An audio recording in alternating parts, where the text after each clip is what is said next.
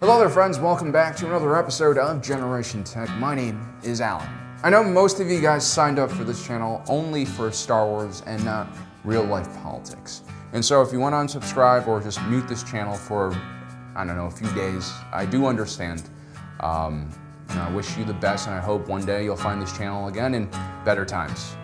But if you love Star Wars, you most likely love it because at its core is a message about being courageous and standing up against tyranny, oppression, and bullies. The world today in 2022 is becoming more and more confusing. The media environment, especially here in the United States, has grown more partisan, extreme, and divided from the Trump presidency on through the COVID experience we just all went through.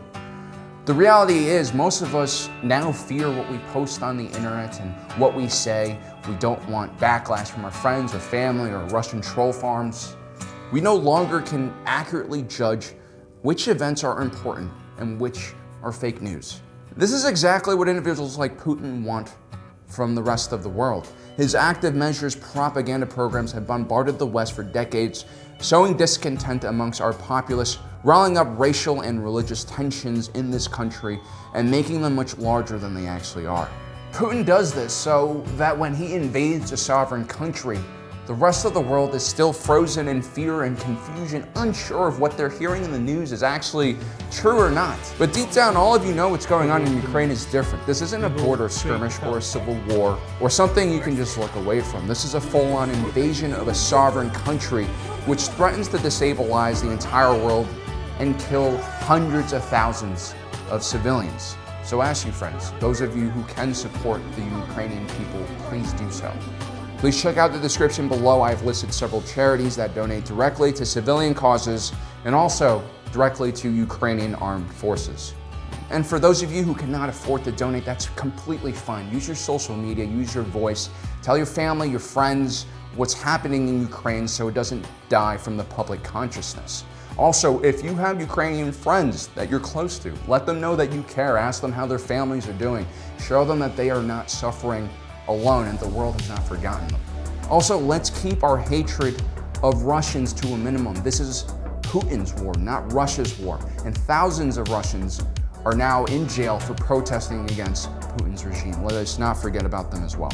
I know a lot of you are saying that we don't have much power individually, and that is true. And honestly, the West cannot get involved through a military intervention because World War III will start. But the internet can be a powerful tool in organizing support and raising funds for those who need it the most, like the Ukrainian defenders, many of them who are civilians and are now facing down one of the largest military forces in the entire world. Rest assured, as small of a gesture as it might seem, when a Ukrainian soldier receives a backpack trauma kit from Massachusetts full of blood clotting agents and gauze, it is a small reminder that the world has not forgotten about them. Thank you for your patience. On to the rest of the video. We will be continuing our series which looks at some of the most expensive ships in the Star Wars galaxy. Today we'll be talking about capital ships.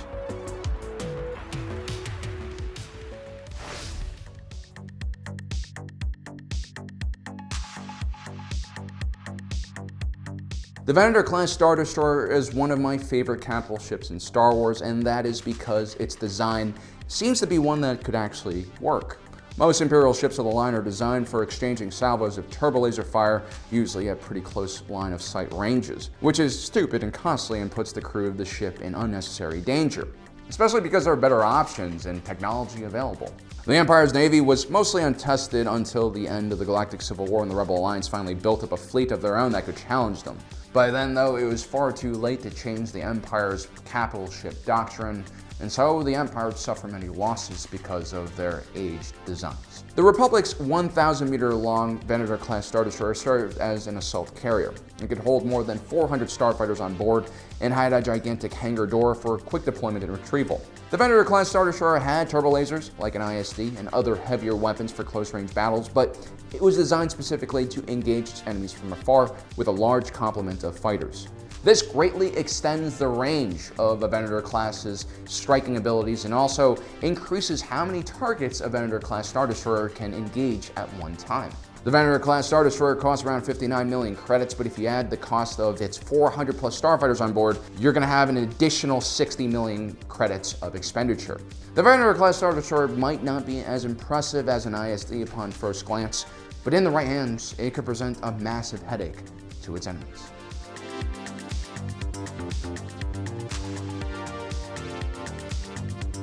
Next up, we have the 1,200 meter long MC-75 Star Cruiser from Mon Calamari shipyards. These Star Cruisers were a bit smaller than the more popular MC-80s that everyone in Star Wars is more used to seeing. The M-75 started out life as a city ship.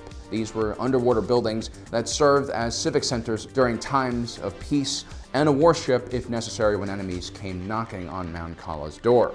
And because these ships were designed to withstand the immense pressure of the deep ocean, they were actually very robust when it came to combat scenarios. The MC-75 was one of the first major capital ships utilized by the Alliance to restore the Republic. At the Battle of Scarif, Admiral Raddus would command the Profundity and lead the charge against a much greater Imperial force. The Profundity would outlast 2 Imperial-class Star Destroyers during the battle before getting taken down by a 3rd Imperial-class Star Destroyer. Aside from its very robust armor, the key to the Profundity's success was its redundant shield system, which had a lot less hit points than your usual shield system, but could recharge at a very fast rate because there were so many of these generators placed on board. And so the Profundity, like most MC-75s, afforded its crew a lot more protection than other ships in its class would. The MC-75 wasn't cheap though. Despite only being 100 meters longer than the Venator class, it cost more than 88 million credits.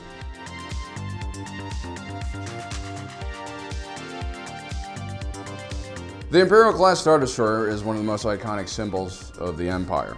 And in many ways, its design really represents the major strengths and weaknesses of the Empire. This 1.6 kilometer, 1 mile long Star Destroyer was one of the most resource-intensive ships in the entire Imperial Navy. It also happened to be one of the most common capital ships in the Empire. And like the Empire, the ISD was all about bluster and appearing strong and terrifying. This thing had more than 60 turbo-laser batteries on it and could take out an entire city in short order with all of that firepower. But the ISD also had some pretty big weaknesses, like the lack of point defense weapons, which were usually used to defend against smaller ships. And so the ISD required an ample amount of protection from picket vessels and escorts. The Imperial-class Star Destroyer was built to exchange broadsides with other comparable ships of its class. The Rebellion, however, was a quick mobile force and mostly made up of smaller ships and starfighters that could really exploit the ISD's blind spots. The Imperial-class Star Destroyer was more than just a ship of the line, though. During the early stages of the Galactic Civil War, the ship served as a mobile forward base of operations. One ISD could serve as the home and support system for an entire legion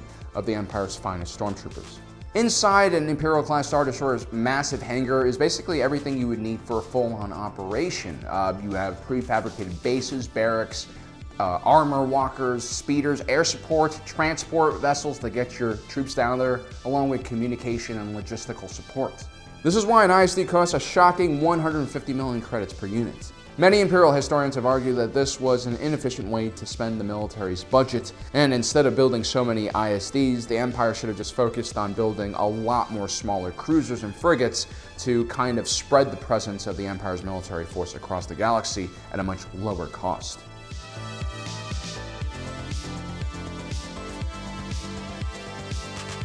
The massive Subjugator Class heavy cruiser was one of the most formidable ships deployed during the Clone Wars period. Built for the Confederacy of Independent Systems, this battleship was almost 5,000 meters in length and featured a massive ion cannon which takes up a good portion of the ship. This mega ion cannon was able to take out entire fleets and disable them with one gigantic shot. This led to the mysterious disappearance of several Republic fleets, dealing a huge blow to the morale of the Republic Navy. The Subjugator class also had over 500 dual turbolasers on board and several other weapons emplacements. It could easily take on dozens of Venator-class Star Destroyers and still hold its own. The Subjugator class comes with a hefty price tag of 875 million credits, but considering its unique weapons and tools, I say it's probably well worth the price.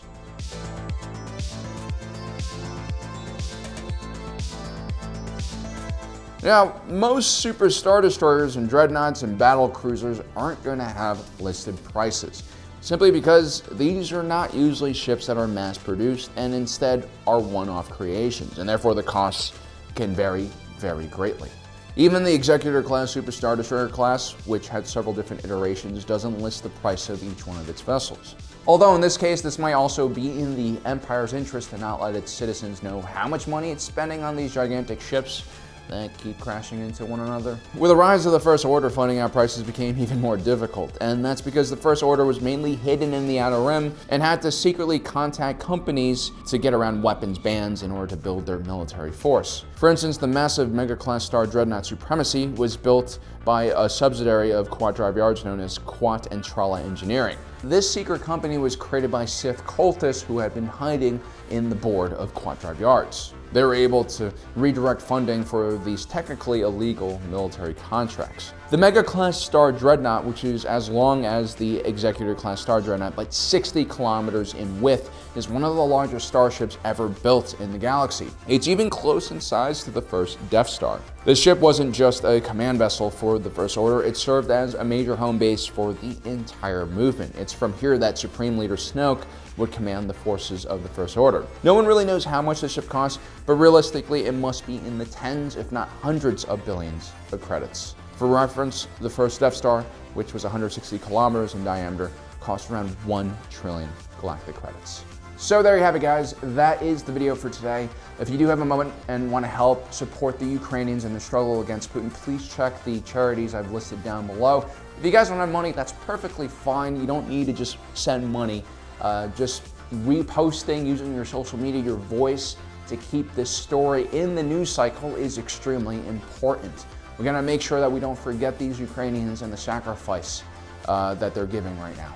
Okay, guys, I hope I'll see you next time. If you're watching this, you are Generation Tech.